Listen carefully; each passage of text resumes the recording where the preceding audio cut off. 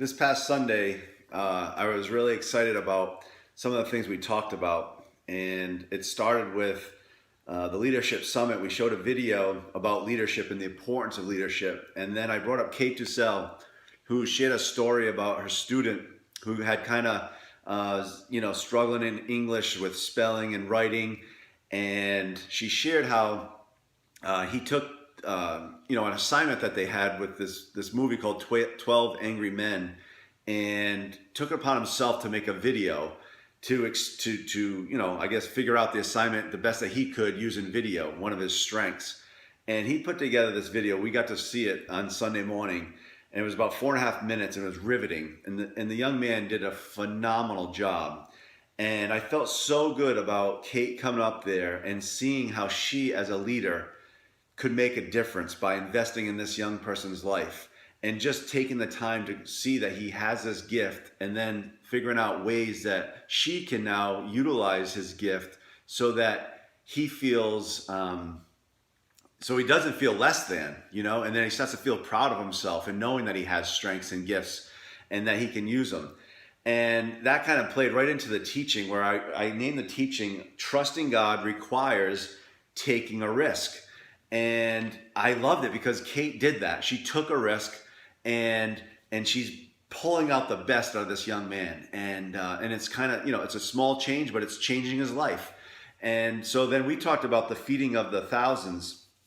And before we talked about the actual miracle and what the disciples experienced, I asked us to think about what happened right before that.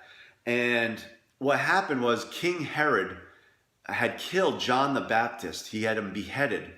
And what I wanted people to really get is that this is a kingdom thing, right? You have the king right there, the earthly king, who's putting out power and using it for violence and killing.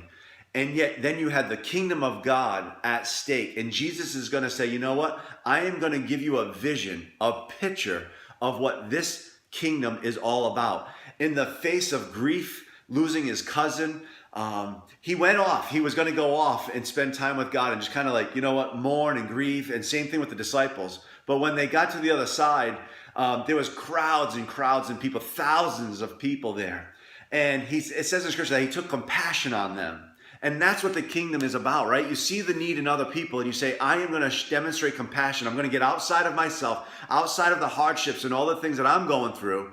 And I'm going to minister to these folks. I'm going to serve them. I'm going to love them. I'm going to care for them. And it says that he spent the whole day teaching them and healing them. And the disciples were a part of that. So he's showing them what this kingdom is all about. And then it gets to be late in the afternoon, right? It's around that dinner time and people are hungry. And Jesus looks at the disciples and he says, go and feed them. And the disciples are like, are you kidding me? We just lost one of our great friends. We've been doing this all day long. You got to be kidding me. First of all, how are we even going to feed 15,000 people? And they think Jesus is just going over the top crazy. And Jesus says this to his disciples. He says, you give them something to eat.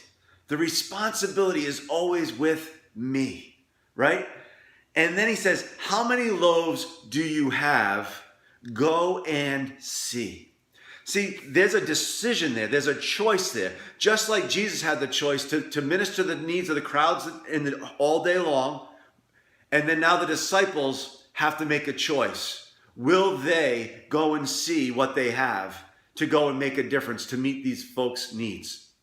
Now, in that, one of the things I want us to get is oftentimes the ingredients for a miracle are right in our midst, right? He says, go and see what you already have.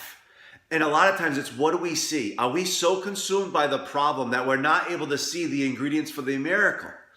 And so obviously they go out, they get the loaves of bread and a couple of fish. And that's when it just starts though. The miracle hasn't happened yet. Now the disciples are faced with this, oh my gosh, they're risking a lot here, risking embarrassment, risking, this isn't going to work. How is this possible? How's a miracle going to work through me? And yet here they are, and they got thousands of people. And I can imagine the disciples taking the loaves of bread, right? I got a loaf, I got a little piece of fish, and I go up to that first family and I start giving them out of what I have.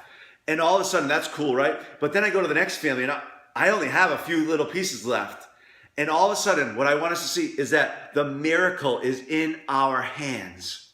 But will we take the step? Will we take the risk so that the miracle can happen where we meet the needs of the people around us? And sure enough, as they go out and they start handing it out, the miracle happens one step at a time, one family at a time, one step at a time, one family at a time. And the miracle just keeps happening over and over because somebody said yes and was willing to take a risk. They got what they had. They saw beyond themselves and their pain and their adversity and their tiredness and their busyness. And they said, yes, I will take a step and I will take a risk and trust in God that He will then perform the miracle through me.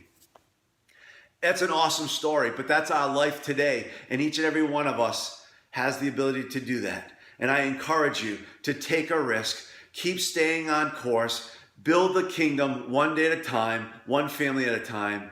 And, together we're going to do some great things. Take care. Bye.